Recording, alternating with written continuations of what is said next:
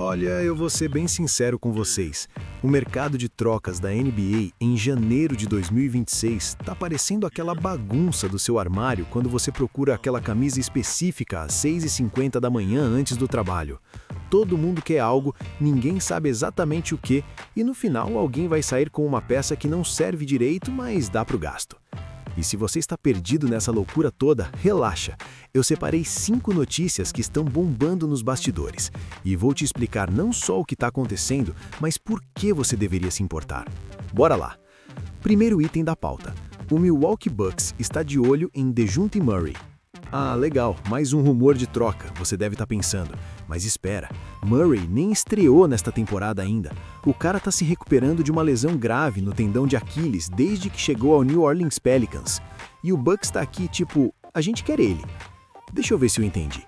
Milwaukee tá tão desesperado por reforços que tá fazendo wishlist de jogadores que podem nem voltar bem da lesão. É tipo você pedir delivery de um restaurante que ainda não abriu.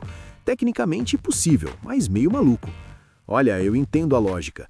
Murray é um armador defensivo de elite quando saudável, tem 29 anos e o Bucks precisa urgentemente de alguém que consiga criar jogadas além do Giannis e do Damian Lillard. Mas apostar em um cara que tá voltando de lesão de Aquiles, isso é arriscado pra caramba. O Pelicans provavelmente vai querer se livrar desse contrato de 30 milhões de dólares anuais até 2028, então faz sentido pra eles. Mas pra Milwaukee, só se estiverem muito desesperados. E spoiler, eles estão. Com 23 vitórias e 17 derrotas, o time está longe do que se esperava de um bicampeão de 2023 e 2024. Se Murray voltar 80% do que era, vale o risco.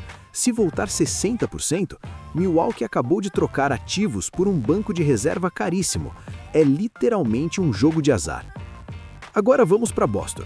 Durante meses, todo mundo na NBA dava como certo que os Celtics iam trocar Anthony Simons. Por quê?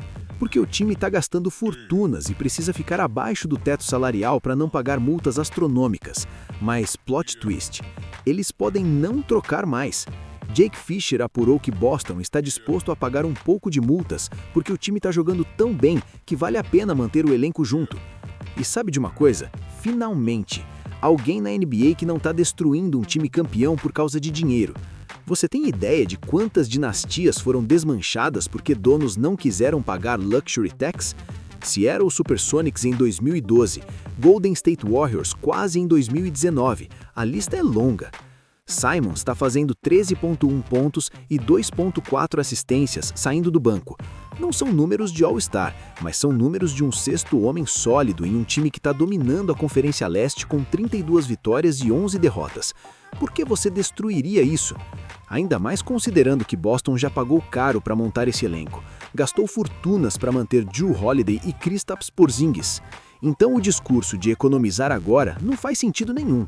Ou você é all-in no título, ou você não é. Não existe meio termo.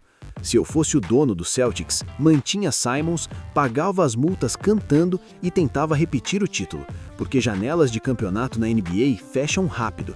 Você acha que vai ter sempre, até que Jason Tatum faz 35 anos e você percebe que desperdiçou os anos de auge dele tentando economizar imposto.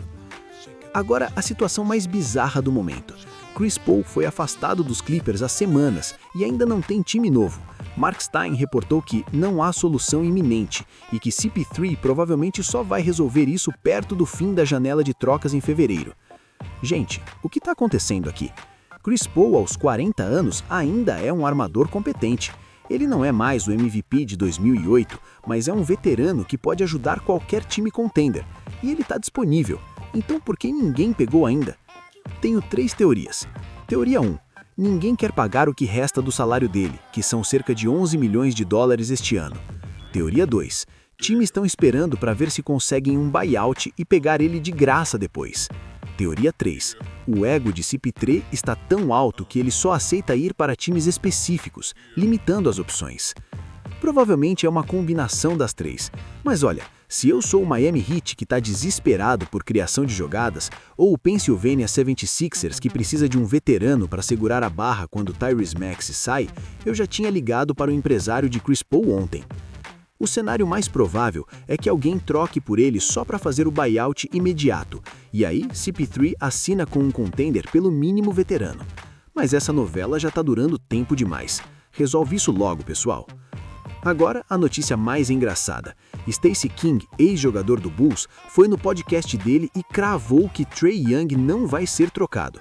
O argumento dele é: o dono ama o Trae e o filho do dono também ama, então ele fica. Mano, essa é a análise? O dono gosta dele? Genial! Vamos fazer todas as decisões de basquete baseadas em quem o filho do bilionário acha legal. Próximo passo, escolher plays baseadas no horóscopo. Brincadeiras à parte, isso na verdade faz um sentido de uma forma estranha. A NBA é um negócio e donos têm poder total sobre suas franquias. Se o cara que assina os cheques adora Trae Young, então sim, Trae fica. Simples assim. Mas vamos ser honestos, Atlanta tá com 16 vitórias e 27 derrotas. Trae tá jogando apenas 10 jogos por causa de lesões e tem as piores médias desde a sua temporada de calouro, 19,3 pontos e 8,9 assistências. O time tá indo para lugar nenhum. A decisão inteligente seria trocar Trae enquanto ele ainda tem valor alto, pegar uma pilha de picks de draft e reconstruir. Mas decisões inteligentes e NBA raramente andam juntas. Então, Trae fica. Minha opinião, se eu fosse Trae, ficaria preocupado, porque o dono gosta de mim é ótimo até o dono mudar de ideia. E na NBA, isso acontece tipo toda semana. Última notícia, na verdade são 3 mini notícias que a galera não tá prestando atenção. Ray J. Dennis foi para o Hawks com contrato two-way depois de ser dispensado pelos Clippers. Beleza, parece irrelevante, certo? Mas Dennis tem 24 anos e pode ser uma peça de futuro se o Atlanta finalmente decidir fazer o rebuild de verdade. Detroit vai converter o contrato two-way de Dennis Jenkins para efetivo até fevereiro. Isso é importante porque Jenkins está sendo a revelação do Pistons nesta temporada. O time finalmente achou um armador que funciona ao lado de Cade Cunningham e vai garantir que ele fique. Indiana está de novo de olho em Cody Martin, que já passou por lá em novembro. Isso pode parecer irrelevante, mas mostra que os Pacers estão ativamente procurando peças de rotação baratas para fortalecer o banco. Por que essas notícias pequenas importam? Porque títulos não são ganhos só com superestrelas, são ganhos com profundidade de elenco. O Detroit descobrindo Jenkins pode mudar completamente a trajetória da franquia. O Indiana, fortalecendo o banco, pode ser a diferença entre segunda rodada e finais de conferência. São essas peças menores que separam times bons de times campeões, e vocês ouviram aqui primeiro. Então, o que aprendemos com essas 5 notícias? Que o mercado da NBA em janeiro é caótico, imprevisível e frequentemente não faz sentido nenhum. Milwaukee está apostando em lesionados, Boston está finalmente fazendo a coisa certa, Chris Paul está no limbo, Trae Young é intocável porque o dono gosta dele e times estão montando elencos nas sombras. E honestamente, é exatamente por isso que a gente ama esse esporte, porque se fosse tudo previsível e lógico, seria chato pra caramba. Se você curtiu esse formato de análise sem filtro das notícias da NBA, deixa aquele like. Se discorda de alguma opinião minha, especialmente sobre Trae Young, vem nos comentários brigar comigo. Se inscreve no Cesta de 3 e ativa o sininho para mais análises do mercado de trocas. E me diz, qual dessas notícias você acha que vai dar mais polêmica? Vejo vocês no próximo vídeo.